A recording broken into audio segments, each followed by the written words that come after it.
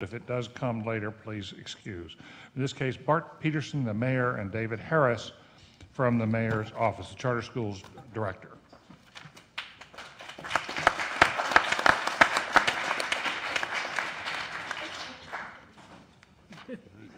Put it back again.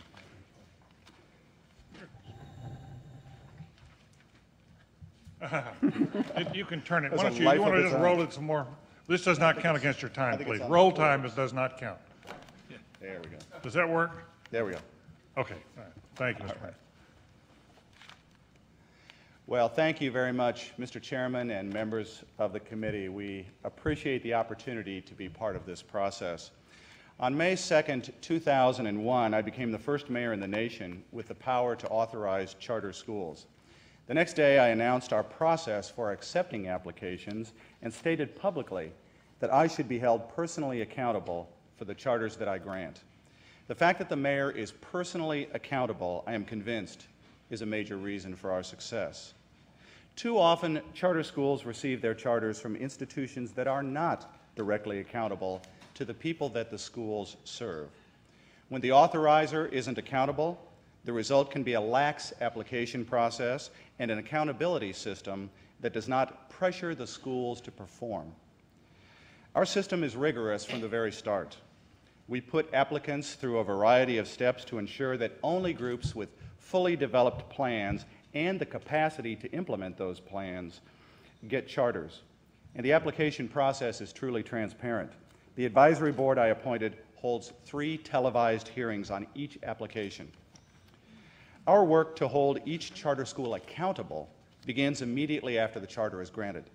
Before a school opens, it must meet my office's high standards for pre-opening readiness, which my staff verifies using a very extensive checklist. We visit each school once a month to ensure that they're in compliance with all laws and regulations. We require the schools to administer tests in the fall and in the spring so that we can track the progress of each student during the school year.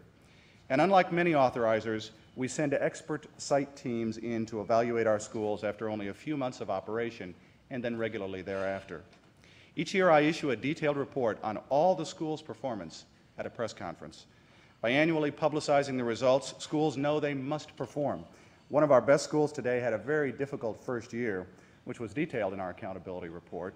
In response, the school made many changes and is now performing very well. We see enormous benefits to setting the bar so high.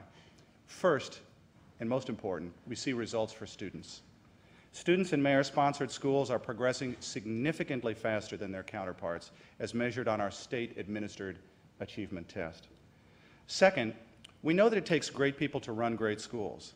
And with high standards, charter schools are an attractive avenue into public education for some of Indianapolis's best people and organizations. Civic leaders, leading business people, and some of the city's best nonprofits have founded our schools. The third, and perhaps the most promising and unique benefit of our strong authorizing system, is that school districts have begun to look at our charter initiative as a way to help them innovate. It is not uncommon for school districts to authorize charter schools, of course, but we know of no other place in the country where school districts are organizing charter schools and coming to an alternative authorizer for a charter.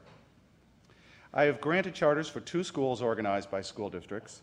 Both districts cited our high-quality accountability system as a major factor in their decision to seek a charter from me. We expect more applications for charters from districts very soon. Our city's largest public school district, we have 11 of them in Indianapolis, was so impressed by our KIPP charter school that the district is using it as a model for 2 new schools that it's opening.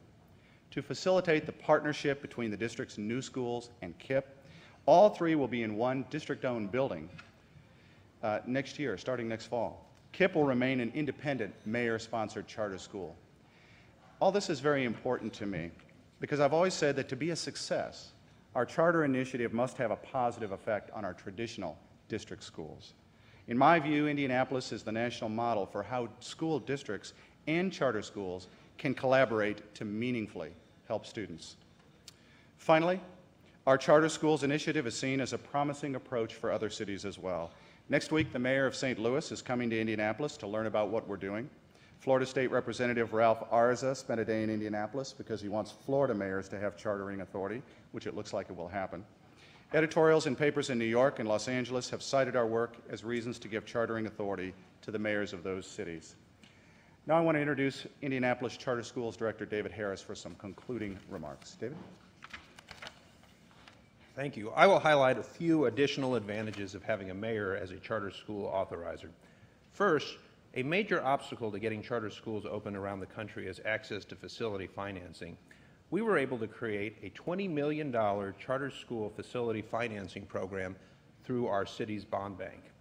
Second, as state legislatures revisit charter school laws, especially as it relates to funding, it's very important that charter schools have an effective lobbying effort. In Indiana, Mayor Peterson has been a very effective supporter of charter schools before our state legislature. Thank you. Thank you. That was an effective close. Thank you.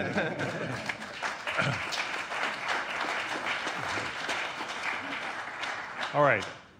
Questions here from the group. Who would like to begin? I've got one. I've got a couple right off the bat. I want to know, you said, Mr. Mayor, that performance by the students was up. You didn't give us any numbers in comparison to the rest of the schools, and then I want to ask you about your teacher union. Right. We have some very good data now with the most recently released results from our state test. The results show that, on average, our charter schools students have increased over the 3-year period from 2003 to 2005 by 25% in the percentage that passed the state-administered exam. In other words, if it started off at 20%, now 45% pass. The increase, the statewide average increase, is less than 1%. So 25% increase versus less than 1%. 1% in Indianapolis? Yeah, in your other schools, your non-charter schools in Indianapolis. Right, I'm talking about only the mayor-sponsored charter schools. Those have gone up 25%. Those have gone up 25% compared to a less than 1% increase in that same period of time in an apples-to-apples comparison with the statewide average.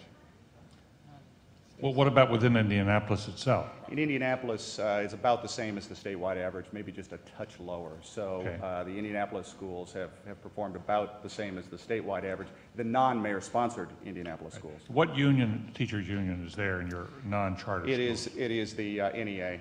And how has the NEA responded, the local NEA responded?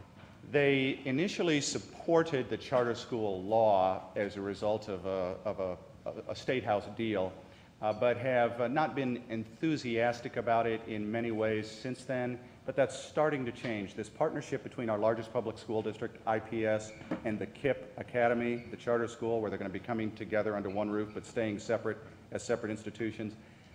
The Indianapolis Public Schools superintendent was able to get agreement from the union to be able to pay the teachers an additional $10,000 a year to, in effect, follow the KIPP model. So there is some thawing of what has been a somewhat cold relationship. The money has helped. Maria. Why would giving the mayor charter authority increase accountability if school board members are also elected and presumably are accountable to the very same voters that would elected you? Well, I think all we have to do is really look at history. First of all, the accountability of a mayor. Mayors are probably the best known elected officials in their cities, at least they ought to be, and are very much accountable to the citizens. We run into our constituents every day and on the street, in the grocery store, and they know who we are, and they are very capable of holding us accountable at election time.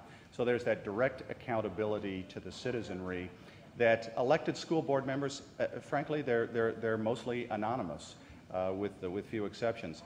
In addition to that, I think if you look at the history of the performance of school boards in chartering schools, it's been pretty spotty.